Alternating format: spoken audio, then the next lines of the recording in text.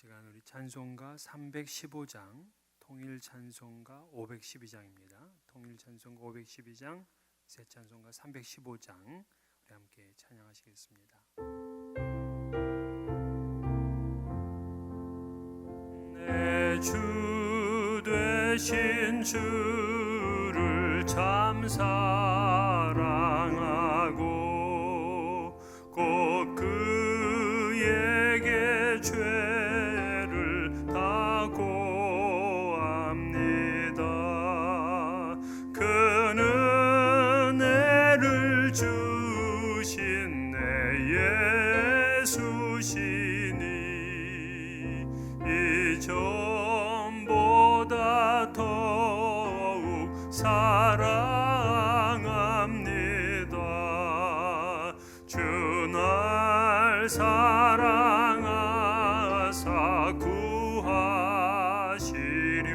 구하시려고 저 십자가 고난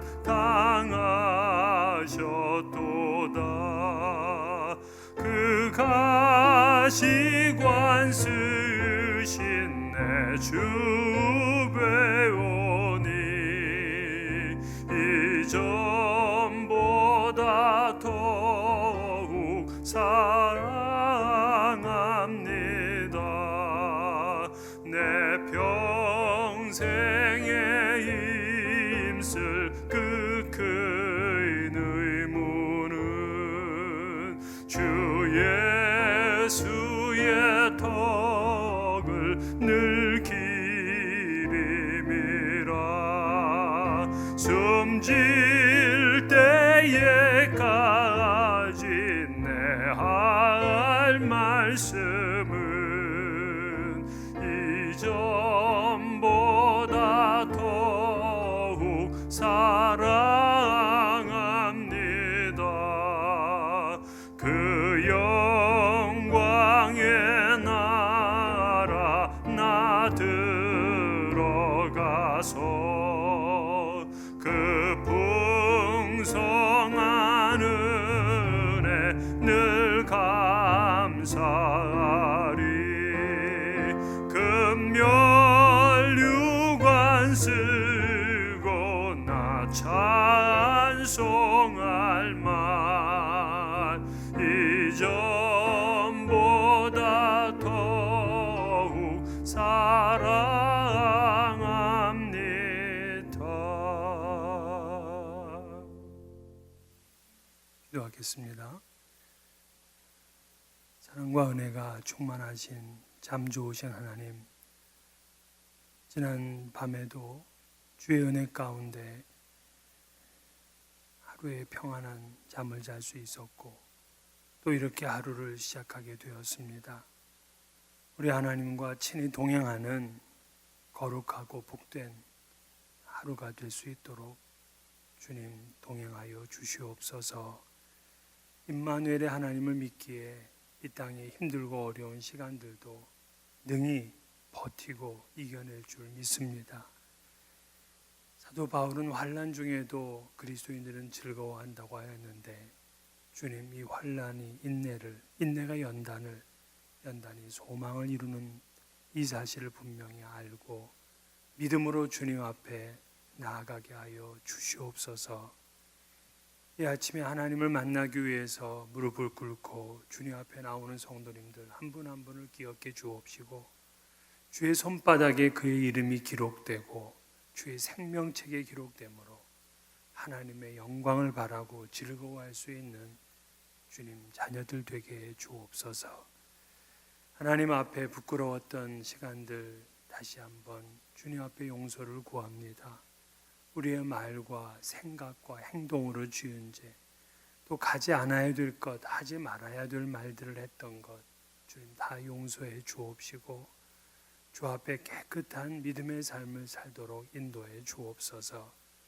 세계는 이 100만이 넘어가며 참 공포스러운 그런 시간들을 보내고 있지만 하나님, 이 전염병을 통하여서 우리에게 들려주시려는 메시지가 있다면 우리의 귀를 열고 마음을 열고 듣게 하여 주시옵소서. 남의 책임이라고 한다면 우리는 변화되지 않을 것이지만 이것이 하나님 앞에 행했던 나의 문제로 생각한다면 거기에 놀라운 창조적인 하나님의 역사가 있을 줄 믿습니다. 주님, 우리 성도님들 한 분 한 분 지켜주옵시고 어떠한 바이러스로부터 완전히 이겨낼 수 있도록 주님의 강하신 면역으로 붙들어 주시옵소서. 특별히 우리의 자녀들 참 하나님 말씀 안에서 잘 양육되어지게 하여 주시고 주님 영광을 드러내는 귀한 자녀들로 끝까지 붙들어 주시옵소서. 세상은 하나님 없이 살아가고자 하는 사람들로 가득 차 있습니다. 우리 자녀들은 그런 이들에게 둘러싸여 이제 이 사회생활을 할 터인데 주님 그런 가운데서도 빼어난 믿음 갖게 하여 주옵시고 좌우로 치우치지 않는 귀한 믿음 갖게 주옵소서. 하나님께서 우리에게 주시는 귀한 사명들이 있는데 그 사명들 잘 감당할 수 있게 하시며 요나처럼 피해 도망가지 아니하도록 주님 바른 길 가도록 인도해 주시옵소서. 우리에게 주는 그 비전, 언약 꼭 붙들 수 있게 하여 주옵시고 인내하며 그 일들을 이루어 나갈 수 있도록 도와주시옵소서. 주님, 이번 코비드-19으로 인해서 고통받고 있는 환자들도 있습니다. 주님, 저들 위로해 주옵시고 담대하게 이기게 하시며 하나님께서 보호해 주시는 귀한 시간들로 채워 주시옵소서. 주님, 한 달 동안 또 이렇게 자택 격리하는 기간이 연장이 됐는데 주님 이러한 시간 가운데서 더욱더 우리 가족들이 화평케 하여 주옵시고 믿음 안에서 든든히 세워져 가는 가정들로 인도해 주옵소서. 흩어져 있는 우리의 가족들 어디 있든지 주님 보호해 주시기를 간절히 바라옵고 예수님 이름으로 기도하옵나이다. 아멘. 이 아침 우리에게 주신 하나님 말씀은 역대하 15장 1절부터 19절까지 말씀입니다. 역대하 15장 1절부터 19절, 우리 읽는 것은 9절까지만 우리 함께 봉독하도록 하겠습니다. 하나님의 영이 오뎃의 아들 아사랴에게 임하심에 그가 나가서 아사를 맞아 이르되 아사와 및 유다와 베냐민의 무리들아 내 말을 들으라. 너희가 여호와와 함께하면 여호와께서 너희와 함께하실지라. 너희가 만일 그를 찾으면 그가 너희와 만나게 되시려니와 너희가 만일 그를 버리면 그도 너희를 버리시리라. 이스라엘에는 참 신이 없고 가르치는 제사장도 없고 율법도 없은 지가 오래되었으나 그들이 그 환난 때에 이스라엘 하나님 여호와께로 돌아가서 찾음에 그가 그들과 만나게 되셨나니 그때에 온 땅의 모든 주민이 크게 요란하여 사람의 출입이 평안하지 못하며 이 나라와 저 나라가 서로 치고 이 성읍이 저 성읍과 또한 그러하여 피차 상한 바 되었나니 이는 하나님이 여러 가지 고난으로 요란하게 하셨습니다. 그런즉 너희는 강하게 하라. 너희의 손이 약하지 않게 하라. 너희 행위에는 상급이 있음이라 하니라. 아사가 이 말 곧 선지자 오뎃의 예언을 듣고 마음을 강하게 하여 가증한 물건들을 유다와 베냐민 온 땅에서 없애고 또 에브라임 산지에서 빼앗은 성읍들에서도 없애고 또 여호와의 낭실 앞에 있는 여호와의 제단을 재건하고 또 유다와 베냐민의 무리를 모으고 에브라임과 므낫세와 시므온 가운데에서 나와서 저희 중에 머물러 사는 자들을 모았으니 이는 이스라엘 사람들이 아사의 하나님 여호와께서 그와 함께 하심을 보고 아사에게로 돌아오는 자가 많았음이더라. 아멘. 유다 왕국의 3대 왕 아사는 하나님 보시기에 선과 정의를 행하는 왕이었습니다. 그는 우상들과 산당을 제거하고 우상 숭배의 주범격인 당시에 섭정을 하던 황후, 이 할머니죠. 마아가를 폐위시켜 버렸습니다. 온 백성들이 하나님을 찾도록 하고 하나님의 율법과 명령을 따르도록 그렇게 지도를 했습니다. 하나님께서는 이것을 그 아사의 선과 정의로 보셨고 그에게 평안을 주었습니다. 유다를 강성하게 했습니다. 그렇게 10년 동안 평안했어요. 그런데 10년 후에 이 구스의 그 세라가 100만 대군을 이끌고 유다를 공격했습니다. 이때 아사 왕은 하나님께 도움을 구했어요. 그리고는 구스 대군 중에 한 명도 남기지 않았습니다. 모두 다 멸절시켰어요. 그리고 그들이 가져왔던 엄청난 양의 전리품도 거두었습니다. 이처럼 여호와만을 신뢰하는 신앙이 평안도 얻고 또 전쟁에서도 승리하게 했어요. 근데 사실 이렇게 뭔가 평안하고 이 승리가 계속되고 그러면 위험할 때입니다. 인간은 실패하면 실패한 대로 위험하고 성공하면 성공한 대로 위험하잖아요. 르호보암도 처음 5년간은 하나님 말씀 잘 따랐습니다. 그래서 유다 나라를 견고하게 만들었잖아요. 그런데 그 뒤에 하나님을 떠납니다. 그래서 애굽 왕 시삭의 공격을 받아서 유다가 초토화되었습니다. 그걸 역대하 12장 1절에 이렇게 말합니다. 르호보암의 나라가 견고하고 세력이 강해짐에 그가 여호와의 율법을 버리니 온 이스라엘이 본받은지라. 잘 될 때, 평안할 때 넘어지고 말았어요. 그러면 종교개혁을 일으키면서 나라를 평안하게 만들었던 아사, 그리고 전쟁에서 승리까지 하고 돌아온 이 아사, 이 아사는 하나님 앞에 어떤 태도를 보일까요? 그는 하나님의 말씀을 듣고는 또 그대로 순종합니다. 그것이 오늘 본문이에요. 하나님께서는 선지자 아사랴를 통해서 전쟁에서 승리하고 돌아온 아사 왕을 만나게 했습니다. 그리고는 하나님의 말씀을 대언하게 했어요. 그 내용이 2절부터 7절까지인데 그 핵심 내용이 뭐냐면 하나님은 우리의 태도를 따라서 응답하신다는 거예요. 선지자 아사랴가 아사 왕을 맞이하면서 하나님 말씀을 대언하는 게 2절인데요. 그가 나가서 아사를 맞아 이르되 아사와 및 유다와 베냐민의 무리들아 내 말을 들으라. 너희가 여호와와 함께하면 여호와께서 너희와 함께 하실지라. 너희가 만일 그를 찾으면 그가 너희와 만나게 되시려니와 너희가 만일 그를 버리면 그도 너희를 버리시리라. 즉 하나님의 백성이지만 참 하나님을 믿지 않고 율법을 따르지 않게 되면 고난으로 요란하게 될 것이다. 그런 말도 전해져요. 사사시대가 그랬죠. 사사시대도 그렇고 그 선왕들의 역사도 이걸 확인할 수가 있어요. 그래서 환난 중에라도 하나님께 돌아오면 하나님께서 만나 주십니다. 하나님에 대한 우리의 태도가 그만큼 중요하다는 거예요. 신앙은 태도예요. 아니, 이 땅에서 성공하려면 태도가 중요하다고 합니다. 멋진 신앙인이 되려면 하나님에 대한 태도, 또 교회와 목회자에 대한 태도, 성도들에 대한 태도, 이 태도가 중요해요. 아사 왕은 전쟁에서 대승을 하고 돌아오잖아요. 100만 대군을 물리쳤으니까 이때 하나님의 메시지를 듣습니다. 그는 지금까지 10년 동안, 그러니까 재임을 하면서 10년 동안 신앙의 개혁을 이끌어 왔잖아요. 나라가 잘못된 것을 고쳐왔습니다. 그런데도 하나님은 이제 됐다가 아니야. 선지자를 통해서 아사 왕을 더 독려합니다. 더 개혁하라는 거예요. 이때 교만한 마음이면은요, 그런 소리 듣기 싫습니다.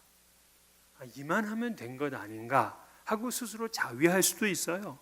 또 아니면 오늘만은 좀 성공을 자축하자, 오늘만은 좀 개혁 그 말을 좀 멈춰달라, 그렇게 외칠 수도 있어요.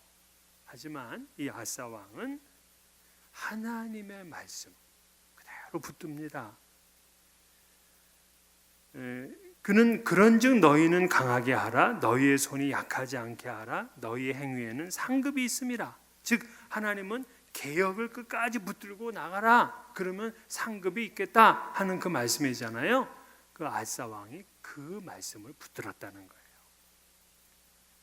그러면서 마음을 강하게 했습니다. 자, 마음을 강하게 하라 하는 이 말씀, 그러면 누가 생각이 납니까? 그렇죠. 여호수아가 생각이 나죠. 가나안 땅을 정복하기 위해서 그 요단강 앞에 서 있는 여호수아에게 하나님은 마음을 강하게 하고 담대하라 하고 여러 번을 말씀을 하셨어요. 여러분, 전쟁을 할 때, 정복하려고 할 때 당연히 마음을 강하게 해야 되죠. 그런데 개혁을 하려고 할 때도 마음을 강하게 해야 됩니다. 사실 뭔가 바꾸려면 마음이 약해지면 아무것도 안 되는 거예요. 나 이제 올해부터 담배를 끊어야 되겠다. 그것도 마음을 강해야 됩니다. 하나님 앞에 헌금을 드리는 일도, 제대로 내가 봉사를 하는 일도 마음을 강하게 해야지 그 일도 할 수가 있는 거예요. 마음이 강해지지 않으면은 하다가 중도에 다 실패하고 맙니다. 제가 한국에서 살 때 이 대통령이 새롭게 이제 취임을 하게 되면 저마다 다 개혁을 하겠다 그래요. 하지만 이 제대로 성공한 개혁이 없습니다. 오히려 규제하고 간섭하면서 자기의 몸만 불리는 개혁을 하고 말아요. 여러분, 개혁은 자기를 깎는 일이에요.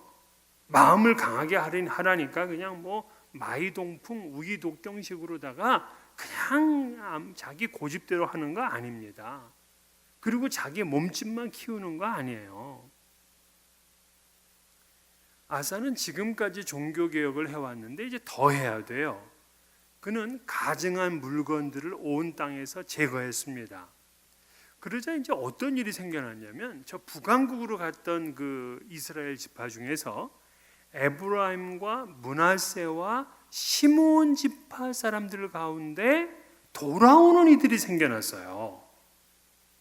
개혁을 하고 이방 제사장을 쫓아내고 우상을 제거했더니 신실한 하나님의 사람들이 돌아왔어요. 이게 개혁의 열매인 겁니다. 그래서 아사 왕은 15년 3월에 모두가 예루살렘에 모여 하나님께 큰 제사를 드리도록 했어요. 이때 소가 700마리고 양이 7,000마리였다 그럽니다.